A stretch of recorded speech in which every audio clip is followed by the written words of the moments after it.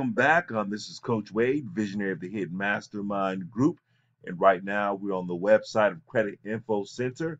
We're going to read an article entitled Use Debt Validation to Validate a Debt with a Collection Agency. And I will put a link in the description field of the video that'll bring you directly to this article. Dealing with debt collectors is probably not on the top of your list of fun things you would like to do, but sometimes there's no way around it. If one of your outstanding debts gets transferred to a collection account, you've heard about it in one of three ways. It came up as a listing on your credit report, you received a telephone call from a collection agency, you got a letter in the mail from a debt collection agency. You can try to use debt settlement methods to deal with a collection agency, but you might want to try debt validation first. Before you do, you need to understand the do's and the don'ts of debt validation. A great place to start is reading this article in our most recent article entitled Debt Validation Myths. Both of these articles should help you when dealing with a debt collector. Debt validation basics. The best way to start dealing with a debt collector is to understand just what we mean by debt validation. Let's say you borrow money from your friend, Paul. Paul will now be known as the original creditor. As time goes by, you think you might still owe Paul money, but you're not sure how much. Then, out of the blue, a guy named Bob comes up to you and says he is collecting the money you owe Paul. Bob is acting just like a collection agency or debt collector. Now you have never met Bob before, so why would you just hand over the money owed to him? You probably would not, at least not before first asking Bob some questions.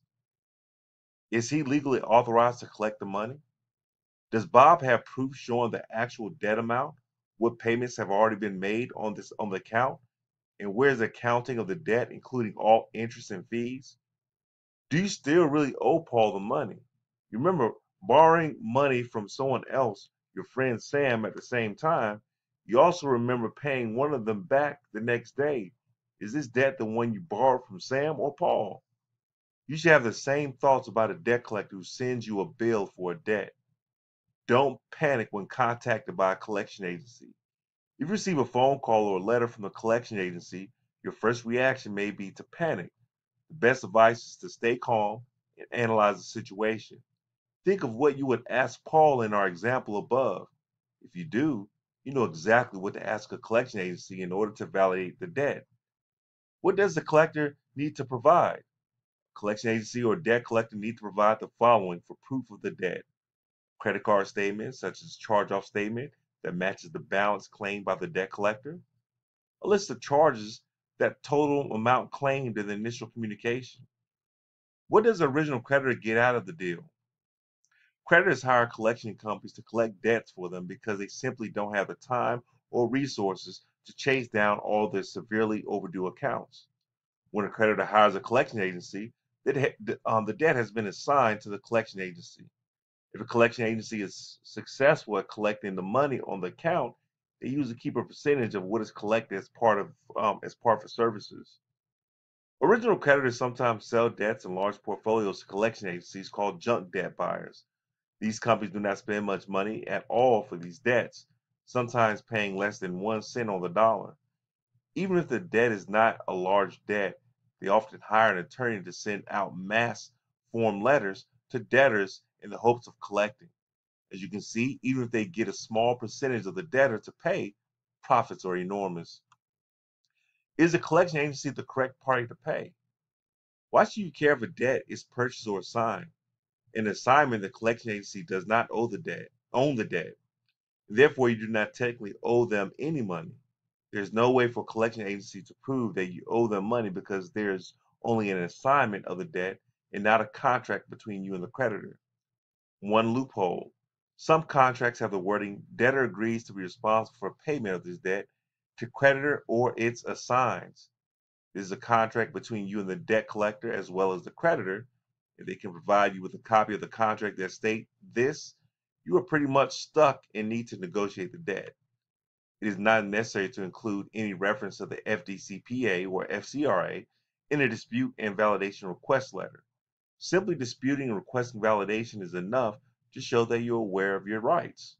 In addition, it's not your responsibility to inform a debt collector of the debt collection's responsibilities.